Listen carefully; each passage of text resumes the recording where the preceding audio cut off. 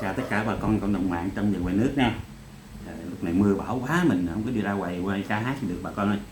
Hôm nay mình ở nhà mình cũng đàn cho bà con nghe. Bây giờ mình không đàn 356 Bắc.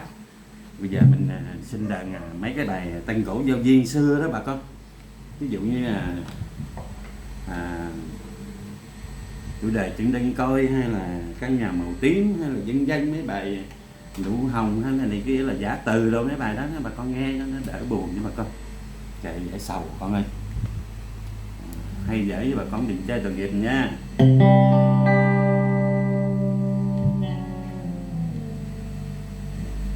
Máy móc để lâu nó cũng hay nghe.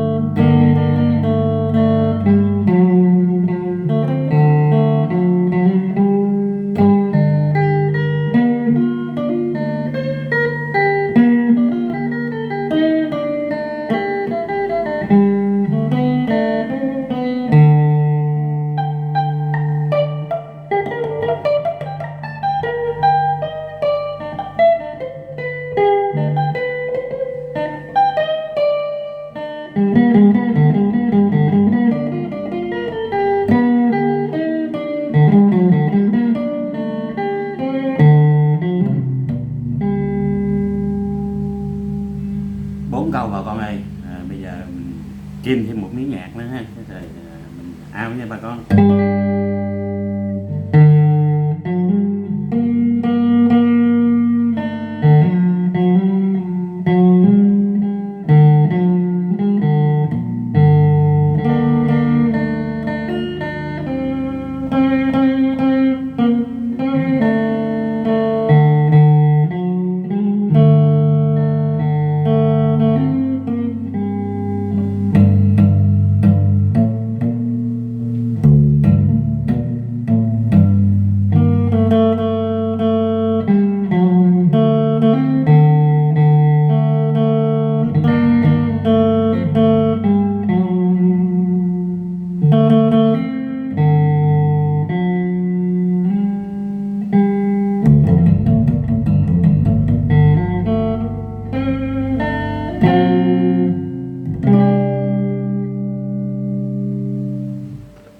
Cái bài này là Tân Cổ Vô Duyên Giả Từ nha bà con.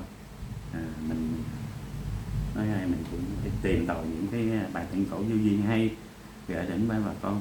Đấy mấy mốt mình đờn 3 5 6 bát mình đờn qua đờn lại hoài thì bây giờ mình à, đền những cái bài tân cổ. Ngày mốt mình sẽ đền những cái bài tân cổ hay hơn để cho bà con nghe nha. Thiếu gì bài tân cổ cho duyên bà con. Thì hôm nay mình bài Giả Từ, ngày mốt mình đền bài khác, ví dụ như là Xa quê hương, hay là Áo cưới mà quả cà, dân dân những bài gì đó bà con gửi lại bà con hay có gửi với bà con nào mà có xem nè, đừng có chê tội nghiệp mình. Ai chưa có đăng ký cho mình xin cho bà con, xin một cái đăng ký miễn phí mà không có tốn tiền gì đâu, đăng ký cho mình để mình có động lực á, kênh mình nó ngày phát triển lên mình mừng á. Mình sẽ tìm những cái bài hay gửi đến bà con nghe, những cái mưa bão cỡ nào đi mình cũng ở nhà mình tìm tòi, mình sẽ có clip để tải đến bà con xem để buồn để sầu trong những ngày mưa bão nha bà con. Thôi bây giờ mình cũng chào tạm biệt ở đây. Trước khi chào tạm biệt, mình chúc tất cả cộng đồng mạng trong và ngoài nước, anh chị em lúc nào ngày mới cũng vui vẻ và khỏe mạnh. Cái sức khỏe là quan trọng nha bà con. Rồi mình sẽ hẹn video sau nha. Chào tạm biệt bà con, máy bay bà con nha, chào nha.